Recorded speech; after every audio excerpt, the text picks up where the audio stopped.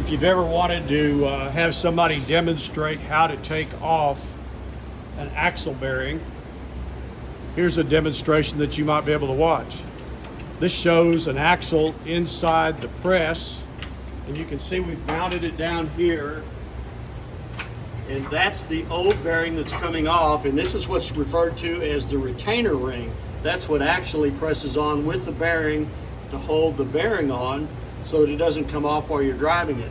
Here's the axle, and you can see right now we are now operating the press, and we'll probably hear a noise in a second that will indicate that that axle decided to, there was the noise. That means that the axle's come loose from the bearing, and now we are just moving along to move that bearing off of the axle so we can press on the new bearing.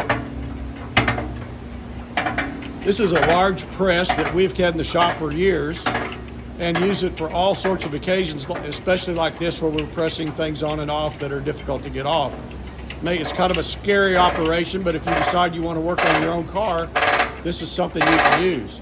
Once again, we're looking here and you can see now that the bearing is about to come off, and you can hear all that groaning noise, which is a little bit scary for people, but it's actually moving along.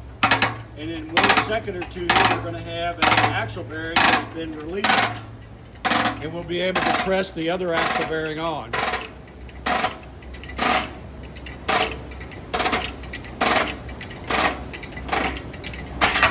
There you go.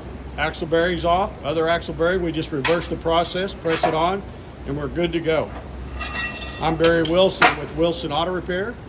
If you want to see other videos about how to do things to your classic car, go to my website, wilsonauto.com.